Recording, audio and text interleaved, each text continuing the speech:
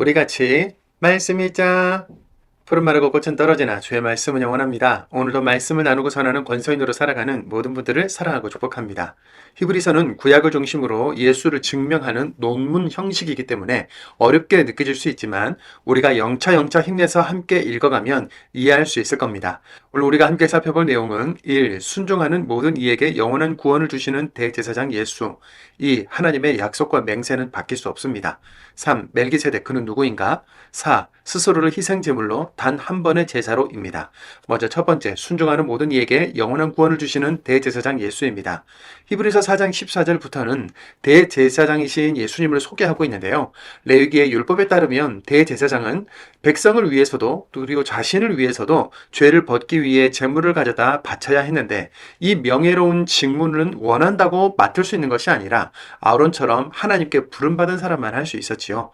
히브리서 5장 9절에서 10절입니다. 자기에게 순종하는 모든 사람들에게 영원한 구원을 가져다 주시는 근거가 되셨습니다. 멜기세덱의 경우를 따라 하나님에게서 대제사장으로 임명을 받으셨습니다. 아멘. 예수님은 하나님 아버지께서 너는 내 아들이다. 멜기세덱의 경우를 따라 영원한 대제사장이 되라 하고 임명하신 대로 대제사장이 되셨고 믿고 순종하는 모든 사람들에게 영원한 구원을 주시는 일을 하신 것이죠. 두 번째, 하나님의 약속과 맹세는 바뀔 수 없습니다입니다. 히브리서 저자는 하늘의 선물을 맛보고 성령 하나님과 함께 했으면서도 믿음을 버리고 떨어져 나가지 말라고 엄하게 주의를 주면서 동시에 끝까지 견딜 수 있는 용기를 북돋아 주는데요. 참고 인내하여 약속을 상속받는 사람들이 되라고 합니다. 창세기에서 하나님이 아브라함에게 복주고 복줄 것이며 수가 늘어나고 늘어나게 할 것이라고 약속해 주시고 불 가운데로 지나가시면서 당신의 이름을 걸고 맹세해 주신 것은 절대로 변하지 않을 것이라는 의미이기 때문이었죠. 히브리서 6장 18절입니다. 하나님의 약속과 맹세 이 두 가지는 바뀔 수 없습니다. 약속과 맹세에 대해서 하나님은 거짓말을 할 수 없으십니다. 따라서 하나님께로 피해 달아난 우리가 이 약속과 맹세를 통해서 앞에 놓여있는 희망을 붙들 강한 용기를 얻을 수 있도록 하시려는 것입니다. 아멘. 세 번째, 멜기세덱 그는 누구인가? 멜기세덱과 예수 그리스도입니다. 예수님이 멜기세덱의 경우를 따라 대제사장이 되셨다고 했는데 멜기세덱은 누구일까요? 그는 창세기에서 처음 등장하는 인물인데요. 창세기 14장 18절입니다. 살렘 왕 멜기세덱이 떡과 포도주를 가지고 나왔으니 그는 지극히 높으신 하나님의 제사장이었더라. 아멘. 여기에서 살렘은 예루살렘을 가리키는 것으로 예루살렘이 아직 종교적인 중심지가 되기 전부터 왕이자 제사장이었다는 것입니다. 멜기세덱은 유대인들에게 미지의 인물이었는데요. 하나님께서는 율법에서 레위인을 제사장으로 세우라고 하셨고 또 모세의 형인 아론을 대제사장으로 임명하셨죠. 이후로는 아론의 후손들이 대제사장의 직분을 수행할 수 있었고요. 지금 히브리서를 읽는 사람들은 유대인이면서도 그리스도인들이지 않습니까? 이들은 구약과 율법을 최고로 아브라함을 믿음의 조상으로 여기고 있는 사람들이었기 때문에 예수님이 멜기세덱의 경우를 따라 대제사장이 되었다는 말이 충격적이었을 것입니다. 거기다가 그들의 조상 다윗은 시편에서 예수님에 대해 이렇게 기록했는데요. 시편 110편 4절입니다.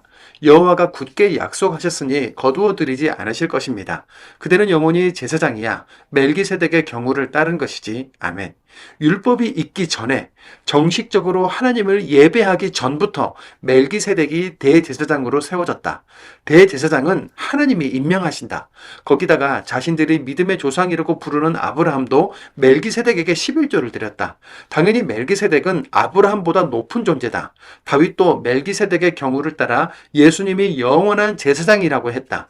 그렇다면 구약이 모두 예수님을 가리키고 있었고 예수님에 대한 모든 것은 사실인 것이다. 그분은 천사들보다 높고 성전보다 크시며 안식일의 주인이셨고 완전한 언약이시고 희생제물이고 구원자구나. 지금까지 예수님이 하신 모든 말씀은 다 실제 사실이었다. 이렇게 모든 내용을 설명하는 근거가 되어주는 겁니다. 더구나 예수님은 세워져도 죽게 되는 다른 인간 제사장들과는 달리 죽음을 이기셨기 때문에 영원한 제사장으로 남으실 수 있고 완전하게 구원하실 수 있는 분이십니다. 히브리서 7장 24절 25절입니다. 다른 한편 예수님은 영원히 남아 계시기 때문에 변함없이 제사장직을 맡아보십니다. 따라서 예수님은 자신을 통해 하나님께 나아오는 사람들을 아주 완전하게 구원하실 수 있습니다. 아멘. 히브리서 저자의 이 논증이 정말 놀랍지 않습니까? 예수님이 죽음을 이기지 않으셨다면 어느 하나만 어긋나도 구약의 말씀들이 이루어질 수가 없는데 단 한 치의 오차도 없는 하나님의 말씀, 성경은 모두 완전합니다. 누군가가 꾸밈으로 완성할 수 없는 완벽한 사실인 것이죠. 네 번째, 스스로를 희생제물로 단 한 번의 제사로입니다. 예수님은 하나님의 아들이시고 영원한 대제사장이시면서 희생을 통해 속죄한 분, 보좌 우편에 앉은 심판주로서 하나님과 우리 사이의 죄의 문제를 단번에 해결한 대제사장이십니다. 히브리서 7장 27절입니다. 그분은 날마다 여느 대제사장들처럼 할 필요가 없습니다. 그들은 먼저 자신들의 죄를 위해 그 다음에 백성의 죄를 위해 희생제물을 올려드립니다. 그런데 이 일을 그분은 스스로를 희생제물로 올려드리셔서 단 한 번에 해치우셨으니까요. 아멘. 우리가 소나 양, 비둘기를 끌고 가서 성전에서 희생제물을 드리지 않고 찬양과 기쁨의 예배를 드릴 수 있도록 십자가에서 자신을 희생제물로 드린 단 한 번의 제사로 영원히 제사를 완성하신 예수님의 사랑과 구원은 이렇게나 완벽합니다. 제사장 멜기세덱이 믿음의 조상인 아브라함에게 축복한 것처럼 예수님께서 교회 시대의 대제사장이 되셔서 하나님과 우리 사이의 중보자로 계실 뿐만 아니라 우리가 복된 사명을 이어갈 수 있도록 복 내려주십니다. 주일마다 예배의 자리에 서고 기쁨과 감사의 예배를 드립시다. 오늘도 말씀을 읽겠습니다. 히브리서 5장입니다.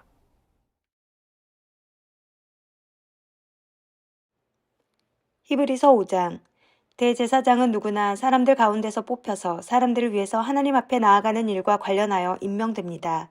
그리하여 그는 예물과 희생 제물을 가져다 바쳐 죄를 벗게 하는 일을 합니다. 그는 몰라서 속아 헤매는 사람들에게 너그러운 마음을 품을 수 있습니다. 자기 자신도 약함에 휩싸여 있기 때문입니다. 그렇기 때문에 그는 백성을 위해서 하는 것과 마찬가지로 자기 자신을 위해서도 죄를 벗기 위해 제물을 가져다 바쳐야 합니다. 아무도 이 명예로운 직무를 스스로 맡는 것이 아니라 하나님께 부름을 받는 것입니다. 아론도 그랬던 것처럼 말입니다. 이와 같이 그리스도님도 스스로 영광스럽게 하여 대제사장이 되신 것이 아닙니다. 그리스도님에게 이렇게 말씀하신 분이 그렇게 해주셨습니다. 내 아들이야 너는 내가 오늘 너를 낳았어. 마찬가지로 다른 곳에서도 이렇게 말씀하십니다. 너는 영원히 제사장이야. 멜기세덱의 경우를 따른 것이지. 육신을 입고 사시는 날 동안 그리스도님은 자기를 죽음에서 구원하실 수 있는 분께 나아가서 매달리는 기도와 하소연하는 기도를 드렸습니다. 힘주어 외치고 눈물을 흘리면서요. 그리고 하나님은 그 공경하여 받드는 것을 보시고 들어주셨습니다. 그분은 아들이시지만 겪으신 일을 통해 순종을 배워 익히셨습니다. 그리고 완전하게 되신 뒤에 자기에게 순종하는 모든 사람들에게 영원한 구원을 가져다 주시는 근거가 되셨습니다. 멜기세덱의 경우를 따라 하나님에게서 대제사장으로 임명을 받으셨습니다. 이에 대해서 우리가 할 말이 많은데 설명하여 말하기가 어렵습니다. 여러분이 듣는 것에 둔해져 있기 때문입니다. 흘러간 시간으로 볼 때 여러분은 가르치는 사람이 되어야 마땅합니다. 그런데 다시 누군가가 여러분에게 하나님의 말씀의 초보 원리들을 가르칠 필요가 있는 형편입니다. 여러분은 단단한 음식이 아니라 젖이 필요한 사람들이 되었습니다. 젖을 먹고 사는 사람은 모두 올바름에 관한 말씀을 경험하지 못한 사람입니다. 어린 아이이기 때문입니다. 반면에 단단한 음식은 완전히 자란 어른들의 것입니다. 그들은 거듭된 연습을 통해서 좋은 것과 나쁜 것을 구별할 정도로 훈련된 감각을 가지고 있습니다. 히브리서 6장. 이런 까닭에 그리스도님에 대한 가르침의 처음 단계를 뒤로하고 완전한 단계로 나아갑시다. 기초를 다시 놓는 일이 없도록 합시다. 그 기초는 죽은 행실들에서 돌아서는 회개와 하나님에 대한 믿음입니다. 또 세례들에 대한 가르침과 손을 얻는 안수와 죽은 사람들의 부활과 영원한 심판입니다. 우리는 이것을 해낼 것입니다. 하나님이 허락하시면 말입니다. 하지만 불가능한 일도 있습니다. 한번 빛을 받아 하늘의 선물을 맛보고 성령님과 함께하게 된 사람들, 하나님의 좋은 말씀과 장차 올 세대의 능력을 맛본 사람들과 관련된 일입니다. 그들이 믿음을 버리고 떨어져 나가면 그들을 다시 새롭게 하여 회개에 이르게 할 수가 없습니다. 그들이 스스로를 위해 하나님의 아들을 다시 십자가에 매달고 구경거리로 만들었기 때문입니다. 땅이 그 위에 자주 내리는 비를 받아 마시고 땅을 일구는 사람들에게 쓸만한 식물을 낸다고 합시다. 그런 땅은 하나님으로부터 복을 받아 누릴 것입니다. 그러나 땅이 가시덤불과 엉겅퀴를 내놓는다고 합시다. 그런 땅은 쓸모없고 저주를 받은 것에 가까워 끝에 가서는 불태워질 것입니다.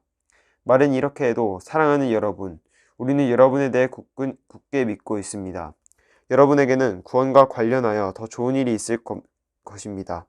하나님은 불의한 분이 아니셔서 여러분이 한 일과 하나님의 이름을 위하여 여러분이 나타내 보인 사랑을 잊지 않으실 테니까요. 여러분은 성도들을 섬겼고 지금도 섬기고 있습니다.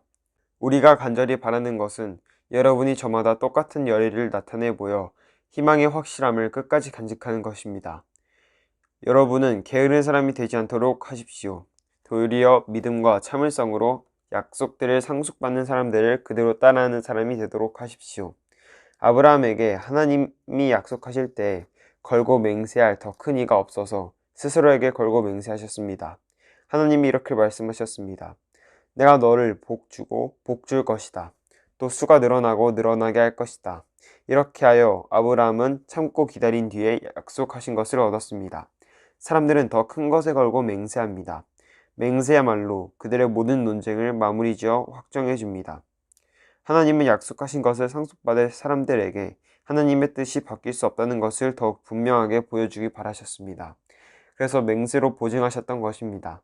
하나님의 약속과 맹세, 이 두 가지는 바뀔 수 없습니다. 약속과 맹세에 대해서 하나님은 거짓말을 할 수 없습니다. 따라서 하나님께로 피해 달아난 우리가 이 약속과 맹세를 통해서 앞에 놓여있는 희망을 붙들 강한 용기를 얻을 수 있도록 하시려는 것입니다. 우리에게 있는 그 희망은 영혼의 닷과 같아서 안전하고 확실합니다. 나눔막의 더 안쪽으로 들어가는 희망입니다.